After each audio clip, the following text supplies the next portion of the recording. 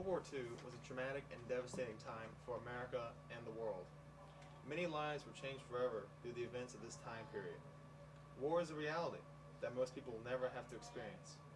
However, those who have experienced it and survived it were permanently affected by it. Many families in our local community were directly affected by this war, as numerous local men and women went to serve their country. We, here at West Point High School, in conjunction with the Taiwan Review, are taking this opportunity to honor these heroes by encouraging them to tell their stories of that time period in their lives. Now, we invite you to share these fascinating stories. Okay. Well, I'm John Paul Harper, and I was born and raised in South Carolina, and was drafted into the service in 1942. Trained throughout the United States, and then we were assigned to the 8th Air Force, the 492nd Bomb Group, and flying out of England. Our targets that we bombed were German installations throughout Germany, France, and parts of not Russia, but Poland. We flew the B-24 heavy bomber, a model such as this. 10 men flew this airplane, and they carried around 10,000 pounds of bombs on each bomb trip.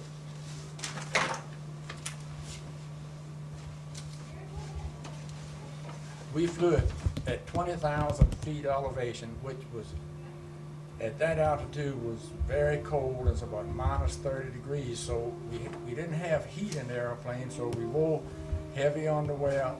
We wore these leather fur-lined coats and pants and boots, and we wore a leather cap jacket with a fur line in it. We also had goggles on, and we had an oxygen mask on.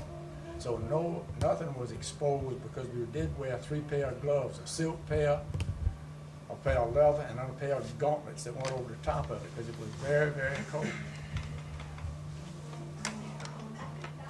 Our missions, they would wake us up about 4 o'clock in the morning when we had to fly our mission. We would eat, we'd go to briefing, and the briefing was to tell you where you were going and how far you were going and the routes that you were going in and what you were bombing.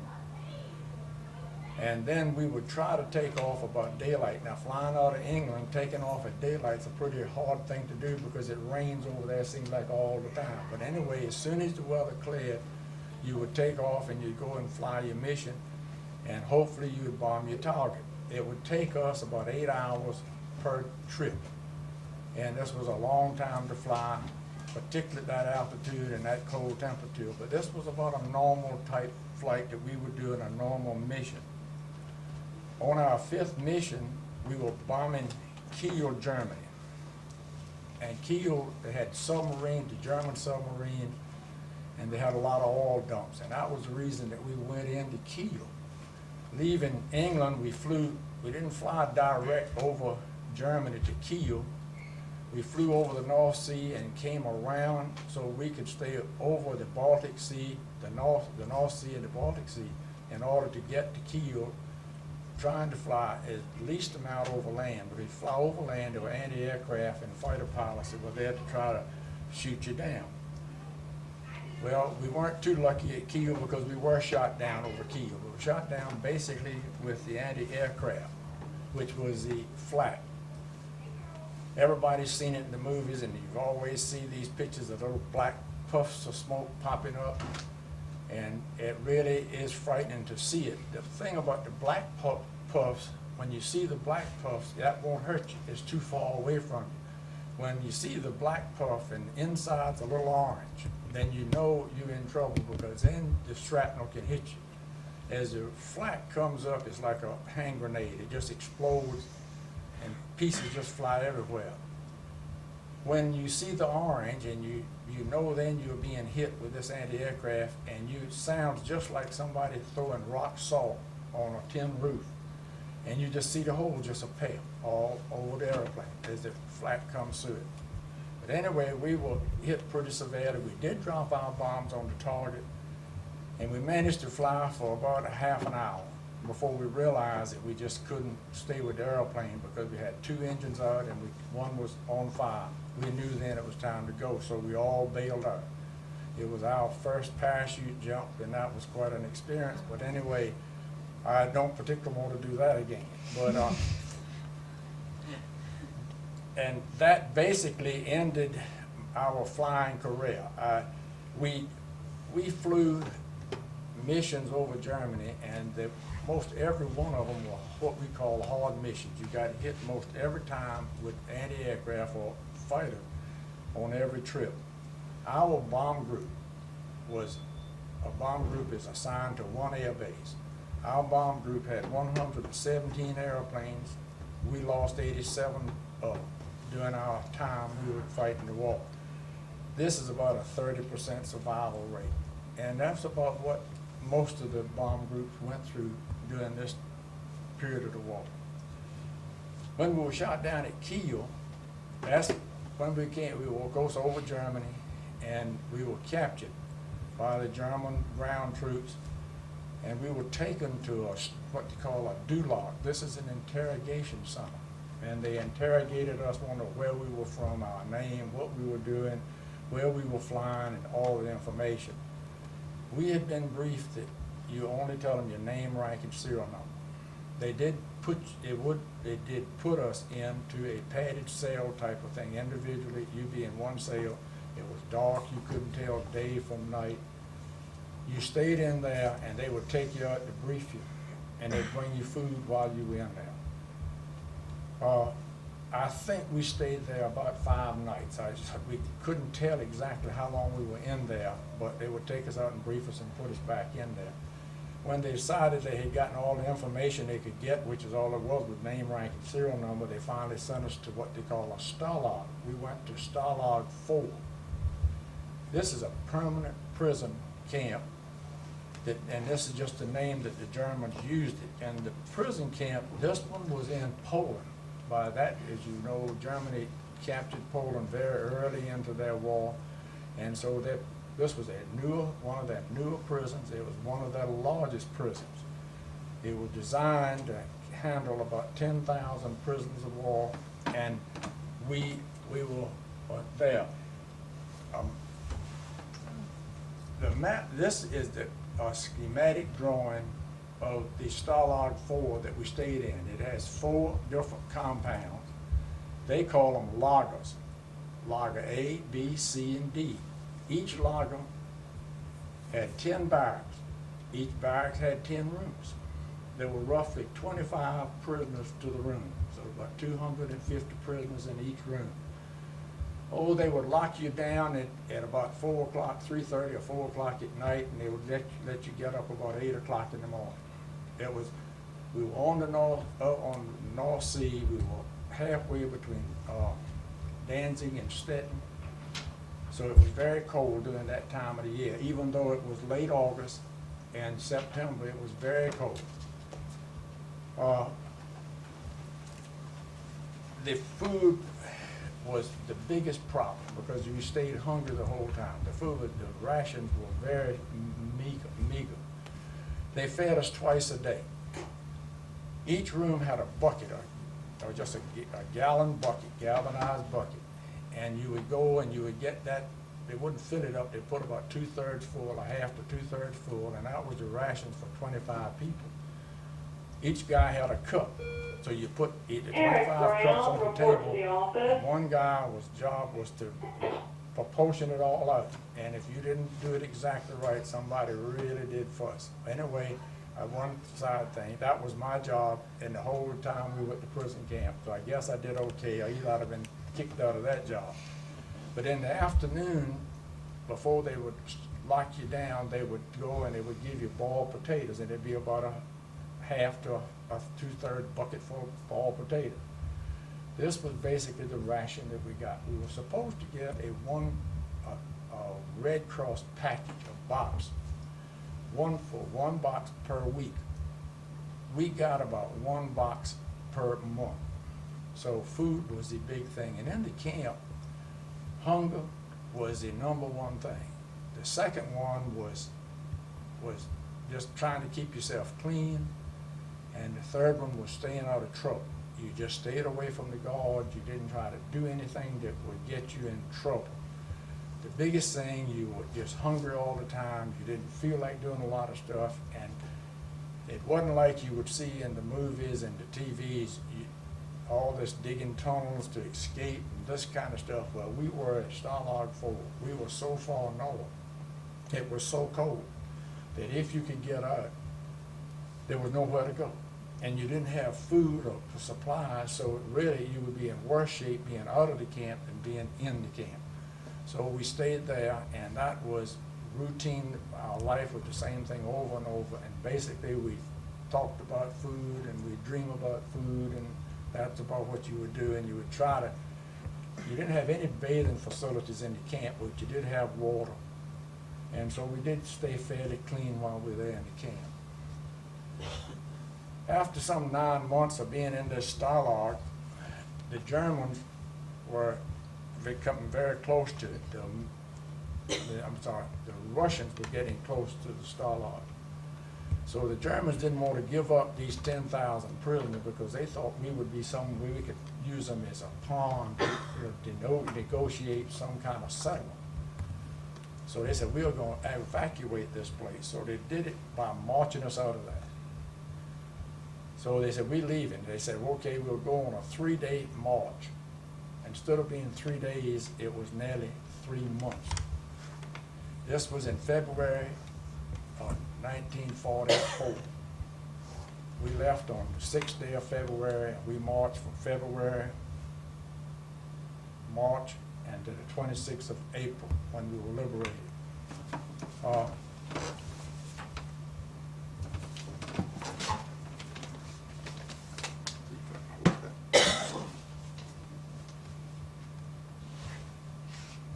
The North Sea and the Baltic Sea. The whole thing is Berlin, and this is Poland. This was I didn't have a map of Poland, but this was our camp, Stalag 4 right there. When they started the march, we started marching. We marched, and we kept going till we got to Uelzen, and then the British were coming across Germany, so they turned us back. We started toward Berlin, and we wound and we twisted and we turned, and we came down to Bielefeld, Germany. This march was about 500 miles, and as I said, it took us nearly 3 months. We were liberated in Bielefeld, Germany, by Patton's 101 Timberwolf Division. Never so glad to see a soldier in my life as I saw that man all dressed in his nice uniform and good, healthy guy. That was really something to see. But anyway, we left there. They transferred us back to Le Havre, France, which was a field hospital. In 3 or 4 weeks, then they sent us home. And we were home for several months before the war was over. And that basically is a thumbnail sketch of what I did during the war. And how old were you during this time? I was 18 when I was drafted. When you all were shot down, was there a specific location you were trying to get to possibly try to stay out of, harm's way, I guess? Right.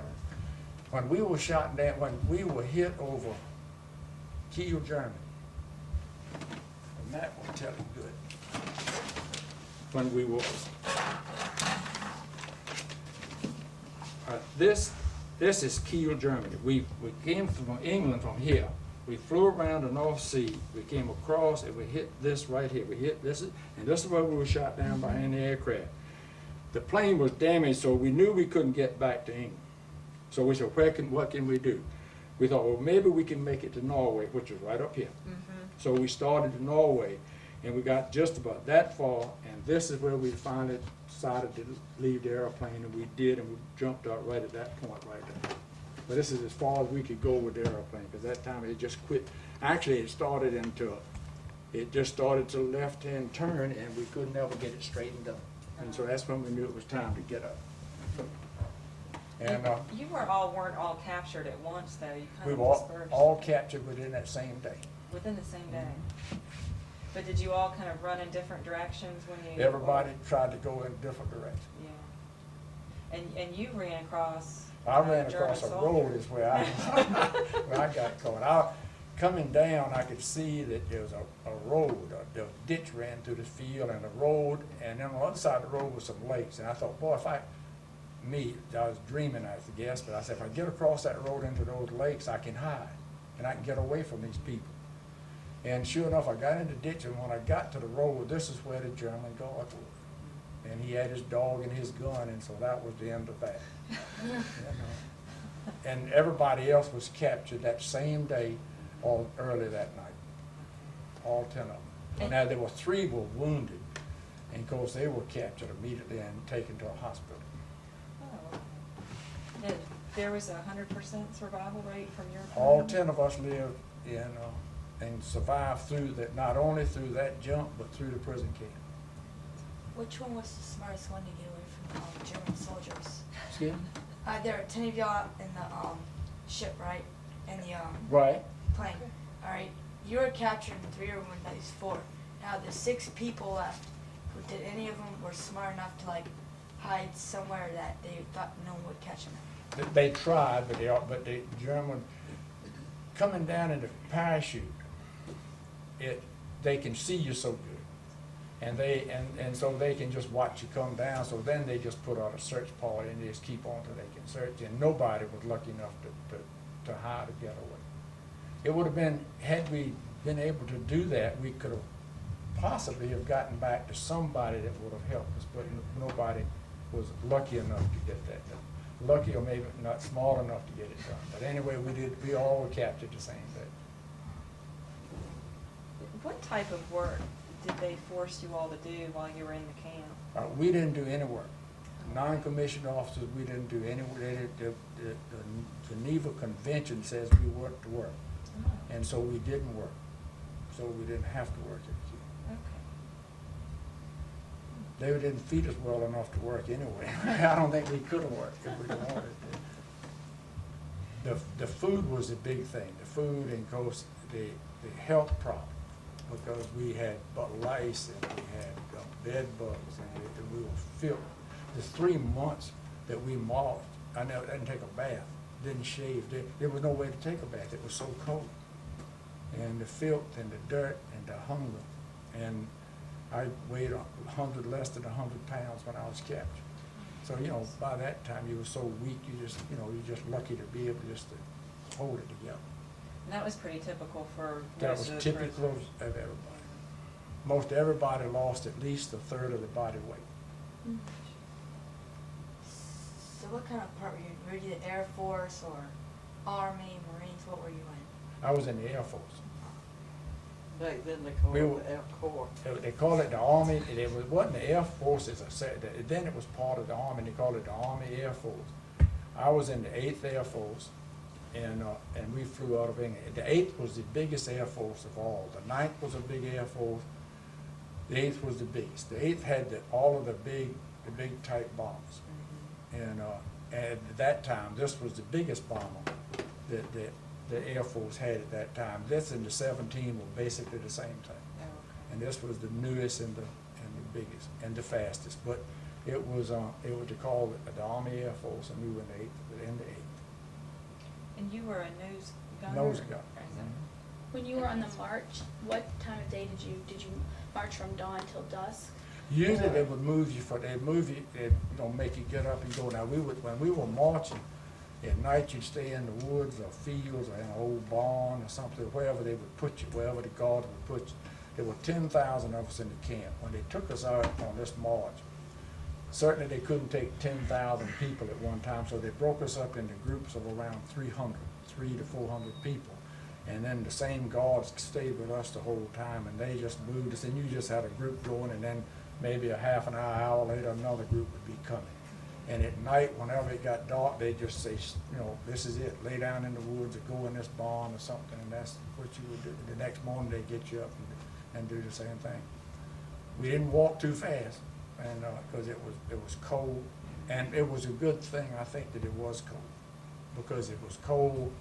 If it had been really hot, I don't know whether we could have survived it or not in the physical condition we're in. It seemed like it was cold, you would be able to do better. Right. But everybody did have one blanket, so at least we had some cover at night. Now, how were you able to map your course out? Okay. In the prison camp, everybody tried to take notes. You had very little paper, so most of the guys, we did have cigarettes that came within the Red Cross parcel. At that time, everybody smoked. It was just nobody knew there was any problem with smoking, so everybody smoked. And we would take the cigarettes, and when you would finish smoking, you would take the package and you would unravel it, and on the inside would be plain, would be a paint, wouldn't be a printing on it, and you would take notes on it. When we started the march, each guy would write down the towns that you go through. You'd see a little town, it'd be West Point, you'd write West Point on it, and it would be New Kent, and it would be, whatever little crossroads, you write it down. I'm not sure, I don't remember, but there was 4, 5, or 6 of us collaborated on where we actually went. All 6 of us left the same day and ended up the same place. So we took our notes, and I took the notes, and I looked at each one and researched the notes, trying to find the towns that we actually went through.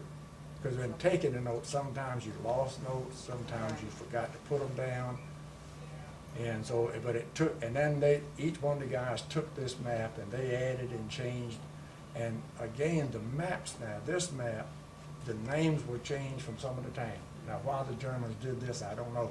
But Germany changed some of the names, and then some of the roads are different. But we mapped it out as close as we could during that march. But we did it with a group of guys, not just one person. But you all didn't correspond or get your notes together until many years It later. was many years. When we got home, and Roger will tell you that we went on with our business. In fact, we were married, and it was time to do something, and so we started. I said, well, it's time to work. I've got a family, I got a wife, and I got to support her. And then the 2 of us decided that I was going to college and finish my education, and she says, I'll work while you go to college. And I said, that's great, and she did. And I went to college, and I finished my college, and then she quit working then. But anyway, but we had to get on with our business, because we had to go, and we had to support our family, and you wanted to raise a family. And people just didn't talk about it. It was a duty. When they drafted us, we thought it was our duty to go and serve. When it was over with, we were through with the service. We started looking at our life. We wanted to go back to our life, because we were not professional soldiers.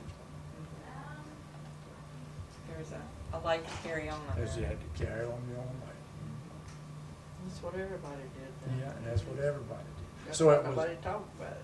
Right. So it was years, it was a number of years before we sort of got back together. It was through writing people and Christmas cards, and then we got to talking about it, and then we said, well, maybe we better figure this thing out, and we'll see what we can do, and we put it together. Right. About a week ago, one of the buddies that was with me, in fact, he was on my crew, and he was with me on that walk. We were together the whole time. He called me about a week ago, and we were talking, and while we were in the prison camp, because we had nothing to do, every prisoner took a handkerchief, and we took it and we put it on a little wire script, and we would take threads from old jackets and stuff, and we would embroidery, I guess is what you would call it, just something to do because it would keep you busy. He was telling me I still got my handkerchief. In fact, she says they put it in a case so it wouldn't deteriorate. I have never been able to find mine. I don't know what happened to mine. I remember making one. I don't know what it was about, but I don't know what happened to it. But I wish I had kept it. But those were just the little things you did to keep from going stir crazy. Right. Were you able to keep, I guess, any, I don't know if you want to call them mementos, but just anything? I had nothing, very little. The only thing I had was a few papers I had in my pocket, my pants, of the notes that I had. Right. But most of it is recalling, because we waited so long.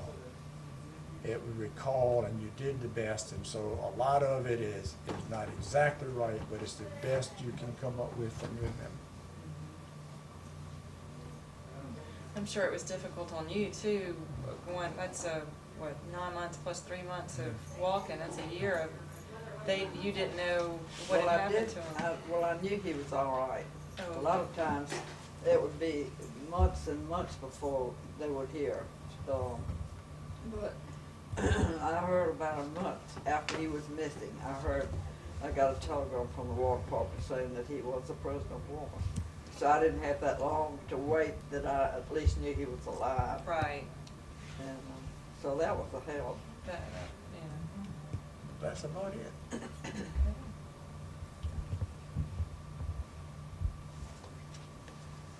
Okay, you finished part through me. I've done mine. I had my nap.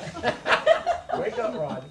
Oh, now this one really did some good. I didn't do much good in the war, but he did some good stuff. My name is Roger Brookes. That's Brooks with an E in it. That's caused me so much trouble during my life.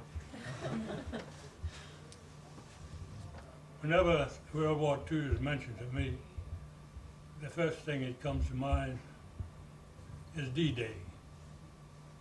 Omaha Beach, and the longest day. Well, what I'd like to talk about is my longest day, which was true, from 5 in the morning to 5 next morning. There was no sleep or no rest or anything. So I'll start with at 5 o'clock in the morning, say, when all the troops that were going to take part in this invasion were loaded up on big ships that would take them halfway across the channel in sight of Omaha Beach, in sight of Normandy. So when I got on that ship, I looked around across the English Channel there, and it was the greatest armada of ships, all sizes that you could imagine, hundreds of them. Battleships, cruisers, anything you can name, even little small boats, but there was hundreds of them, and all pointed right towards that beach, across the channel. So we took off, and we got about half a mile from Normandy. We were transferred to smaller boats that were going to take you into the beach, because the big ships couldn't go in there. And I was fortunate to get on a Rhino ferry, which was like a Chesapeake barge, if you know what one of them looked like. Only it's hollowed out and was propelled by an outboard motor. And would just take a few trucks and personnel. So we went on the Rhino ferry till we got about a quarter of a mile from the beach. And then we got word by radio that the 111th Field Artillery had a disaster. They had all their guns on ducks that travel on water and land, and had the guns pointed towards the beach. And when they were rendezvoused to get in line to go in as a unit, the water was so rough that they all sank, but two. Guns and all, men was rescued, most of them. Well, that was supposed to be going in at 9 o'clock with 111 Field Artillery. So we got a radio message that we would have to hold up, we couldn't go in yet. So we sat there on that Rhino ferry and amused ourselves by watching the battleships shoot the cannons and watch a puff of smoke come out and then watch a shell come all on in past us in the air.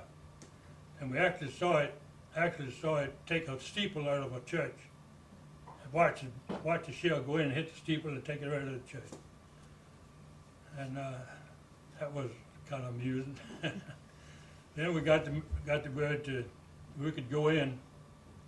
And so we went a little bit further, and we had another mishap.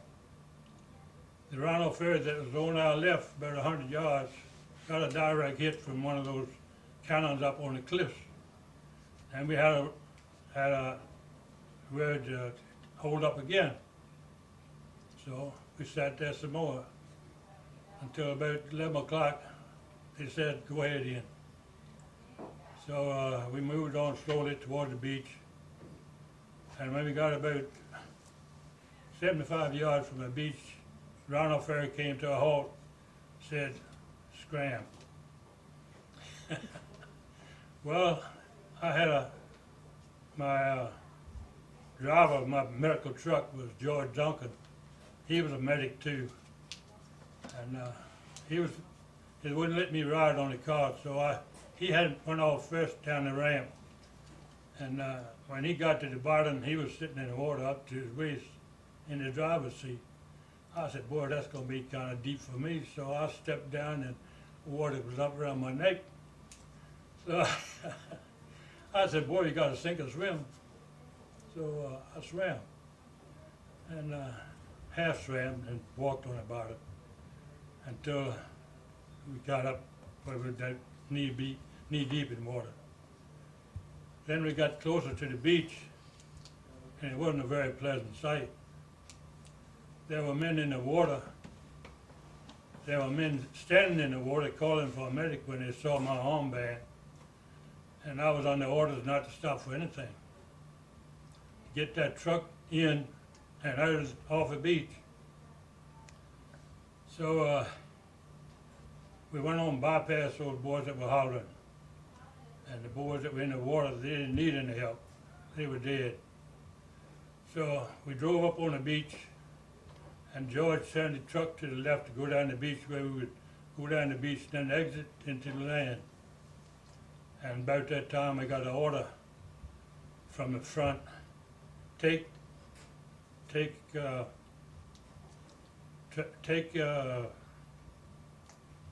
find yourself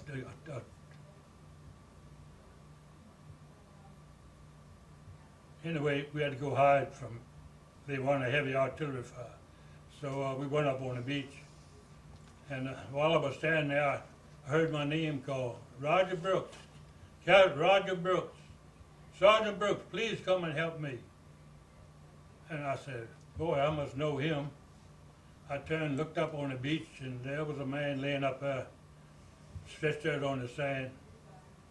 So I told my driver, I said, George, you go find somebody else. I'll go take care of this one. And I went up and I saw it was Frank Wicker, a boy from Seabury who was a gunner sergeant. And he had stepped on a personnel of mine and blew his foot off. So he was hollering at me to put him out of his misery. I said, George, Frank, I can't do that, but I'll help you. So I reached in my first aid kit and got a shot of morphine. We had morphine syringes. So I gave him a shot of morphine in his arm, right through the sleeve. And then I looked at his foot. I saw what I had to do, so I got out on my knees and did it. I put a compress on his nub, what was left of his foot, and bandaged it up. Then I put a tourniquet on his thigh and told him how to operate it. He said, I already know how to operate it because you taught me that in first aid lessons. I said, okay, George, okay, Frank. And I found an old coat somebody discarded. I put it over him and left him laying there on the beach, on the sand. I went back to my truck, and here comes George with a man leading him by his hand. And I looked up at him and I almost died.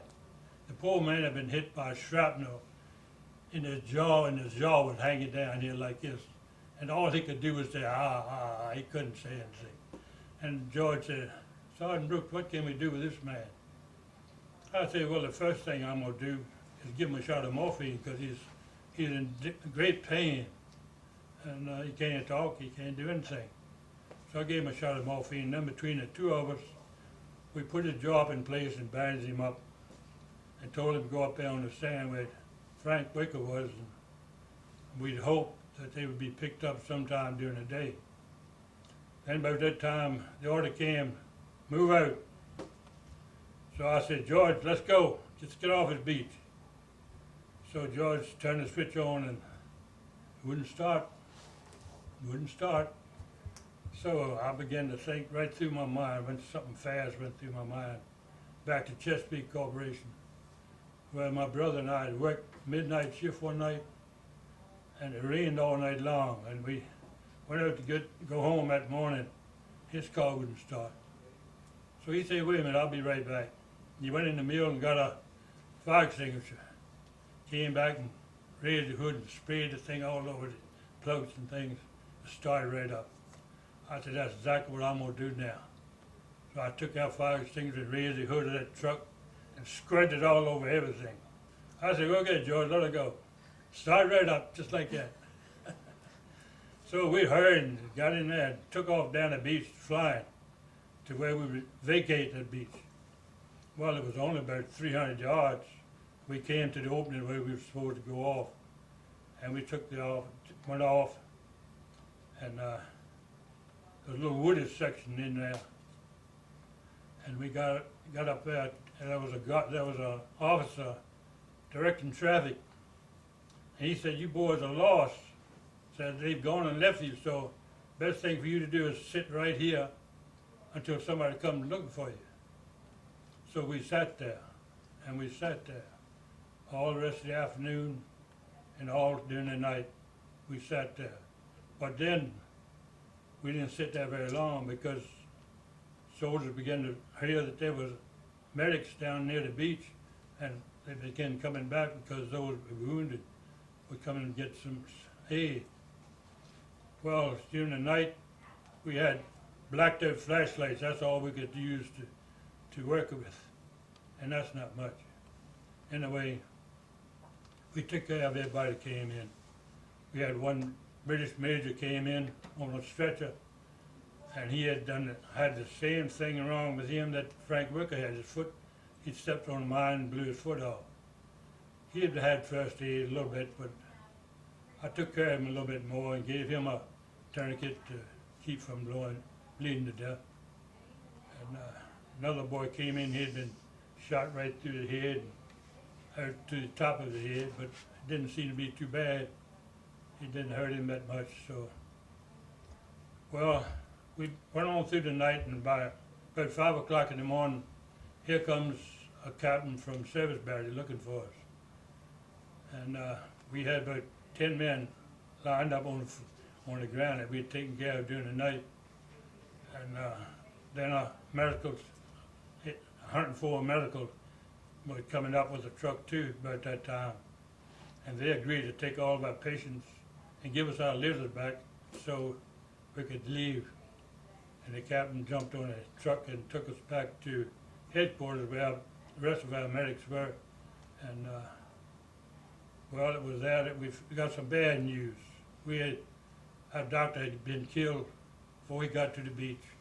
He got a bullet went right through the forehead, and he never did get to the beach, poor thing. And so that's where we stayed for a while, and about 2 weeks, waiting for guns from England to come back so that 111 could get back in action. And then in the meantime, we got a new doctor about 10 days later, and he was a nice fella, and he stayed with us the rest of the war. So from then on, it was a matter of 4 campaigns with the 29th Division. That'd be Normandy, southern France, Rhineland, and Central Europe. And I'll skip all of this fighting in between and go up to the Elbe River on May the 3rd, 1945, where the 29th Division came in contact with the Russians coming from the west. And that's when the war came to a close. No more fighting. Were you drafted? Anybody want to look at this book? There's some great pictures in it. I put some pages there where you wouldn't have to look through the whole thing.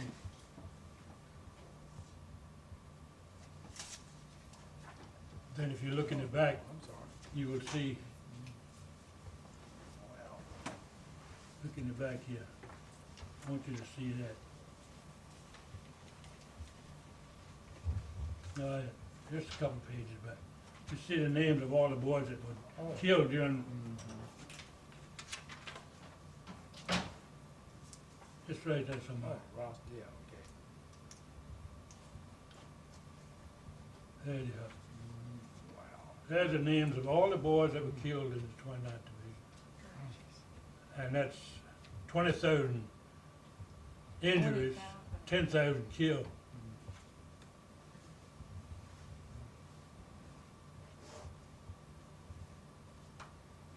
If you have any questions about that, Were you about the war, drafted, see if Mr. I can Brooks? answer them for you.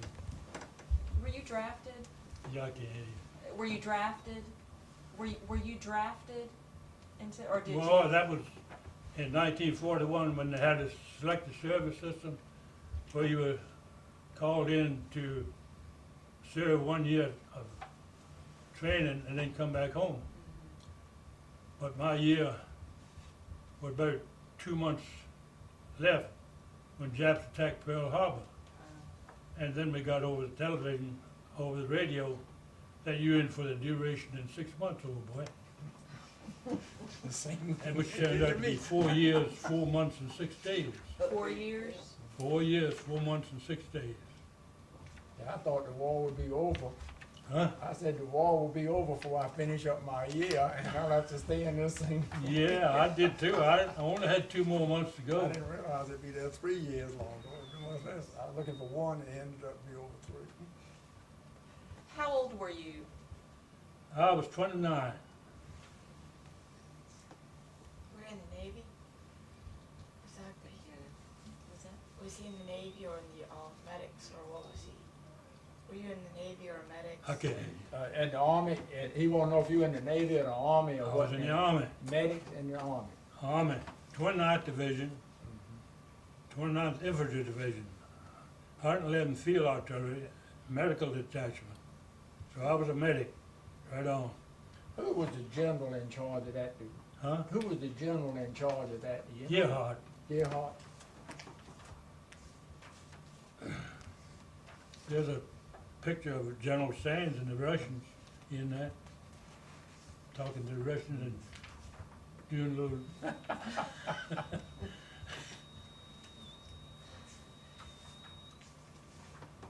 Well, the last German division that was fighting surrendered to the 29th Division rather than the Russians who were coming up the other way. And they surrendered to the 29th. And they surrendered all that pistols and guns and put them in a pile, but half filled this room up. And the colonel told us, the 111th, go and take any one you want, but you have to have it registered before you take it home. And I got mine at home in my desk, loaded and locked and ready. I got a German Mauser working, 7.65. Pretty thing too. Had you had any medical experience Not a bit. before? I don't know why they put me in the medics. I went in for a year up at Fort Lee, and they just put me in the medics. And I went to Fort George D. Meade, Maryland, and the medics. I said, well, it doesn't make any difference. I'm gonna be out here in 1 year now, so. Right. Well, I enjoyed it, and I learned a lot about medicine, and I learned a lot about first aid, and it came in handy lots of times. You saw a lot worse than probably some doctors today. I said you saw a lot worse than probably some doctors do today. Oh, I saw some things that some doctors never would see. I had another one up when I got in Germany. We went into, we usually try to find a basement for the medics to have an aid station. Mm-hmm. We found an old bombed out house and it had a basement, so we went down there for the night. It was just a small town. And we hadn't more gotten comfortable when boom, boom, boom, boom everywhere. They had brought up tanks and was plastering that little town. And then the call came down the steps, says, man hit out here. And I looked all around and there was about 7 first aid men there. Every one of them was supposed to go. And nobody would go out in that bumming. I could put on my shoes and said, I'm going, Captain. I went up the steps flying. And God met me up at the top of the steps. We ran up the street with it, and shells hitting everywhere. and went around a corner there and looked like a carport. There was a truck packed in there, army truck, and probably loaded with ammunition, and there was a boy laying there on the ground. And I knelt down and looked at him with my blacked out flashlight, and I said, oh my God. He had been hit by shrapnel, and right up here, and wide open. I mean wide open, you could see all of his inside. I said, oh God. And then I looked at the boy's face, and he was a former medic who had transferred to headquarters, country to wit. I said, oh damn. I gave him a shot too. And then by that time, the captain and an 8-man came with a litter. We put him on the litter and took him back to the aid station and put him on a Jeep, and the driver took him on back to hunting for America. And I don't know whether that poor boy lived or not. But I can tell you one thing, I know one boy that lived. I was walking down the street in Richmond one day about 6 months after the war. And I came to a corner where the light was on, and I stopped like everybody else. And while I was standing there, I felt a hand on my shoulder. And I looked around, and who do you think was there? Frank Wicker. Frank Wicker, the boy I took care of on the beach. And he told everybody around, said, this boy saved my life D-Day. And everybody clapped. No. That's right. And he was on crutches, but he was very much alive. And he thanked me and thanked me. That made my day. You should be proud. Yeah. That was my war all in one thing. Yeah, I saw lots of terrible looking things, but he's the only one that I know that I worked on that lived to tell me about it. I know some of them probably lived, I'm sure.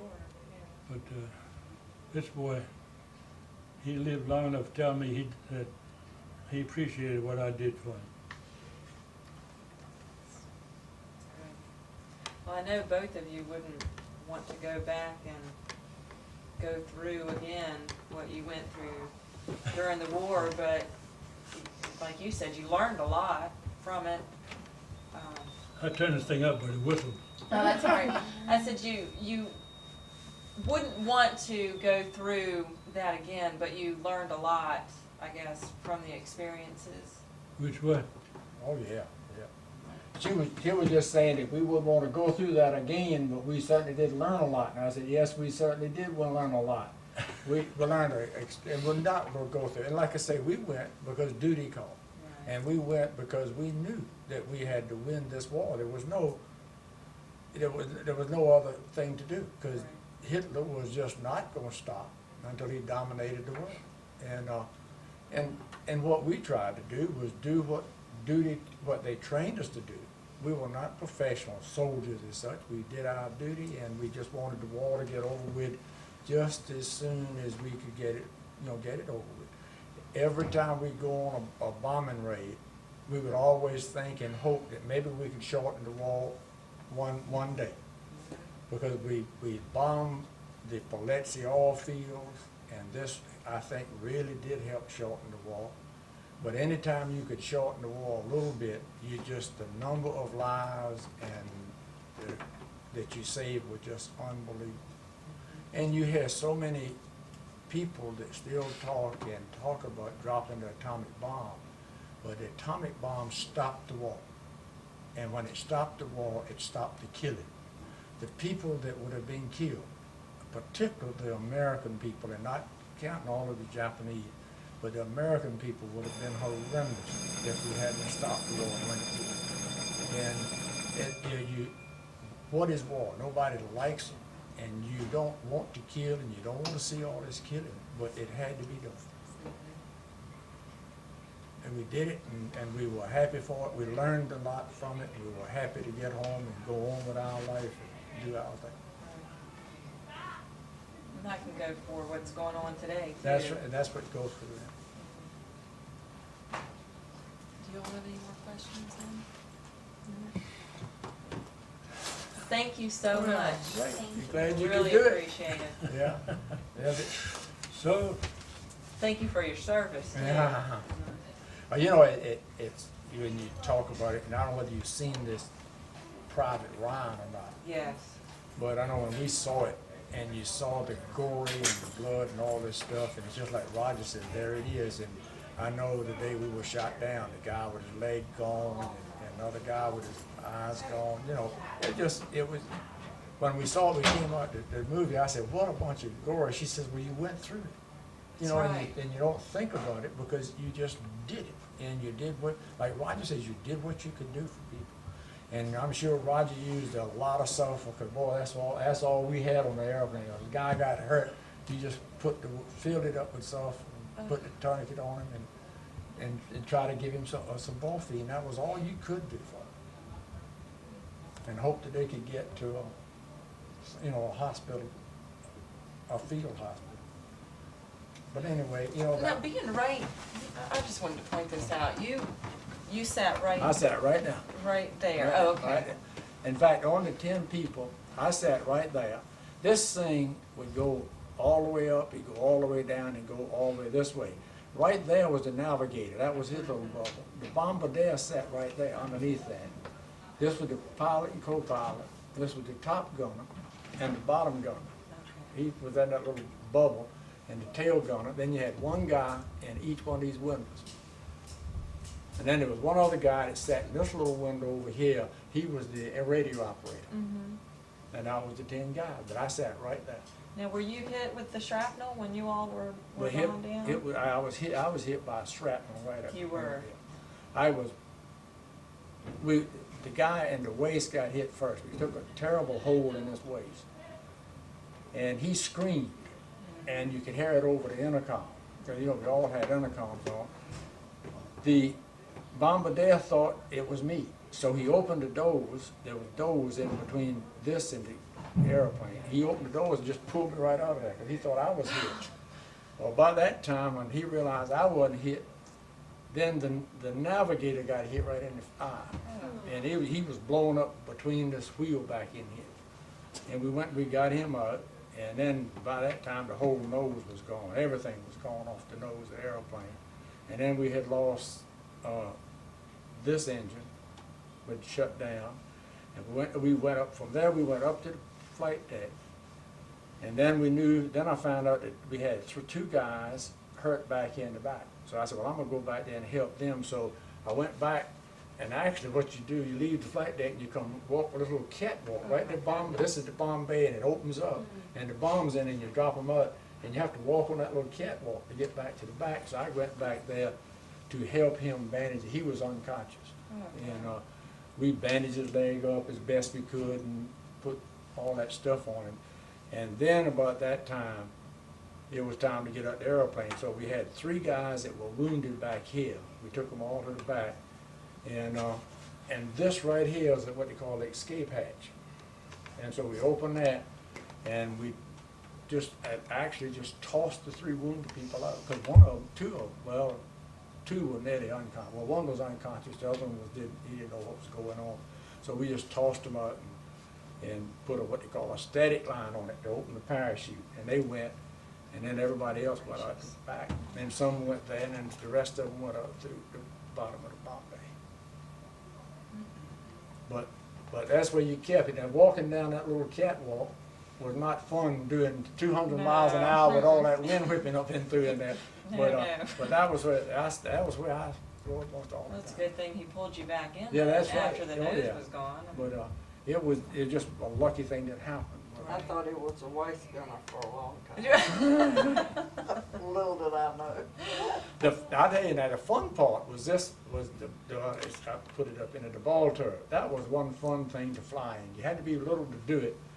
But we were training. I was too big to get in there, but there had to be a little guy to do it. But that was a fun place to be, but it was a very dangerous place to be. It didn't last too long there. But the tail gunner, you always hear about him. He always was in the back. And I guess he had the roughest ride of all, because an airplane, at least ours, you would fly the airplane and the back would always do this on you. With Jimmy, Jimmy, Jimmy, Jimmy, Jimmy. And that was just the way these airplanes were made. And that poor guy had a terrible time. Boy, he stayed air sick most all the time. But that was just the nature of the beast. Well, again, thank you so Mhm. much Well, for coming. thank We you. really appreciate it. Mickey Mouse, you did good, boy. Oh, thank you, you did too.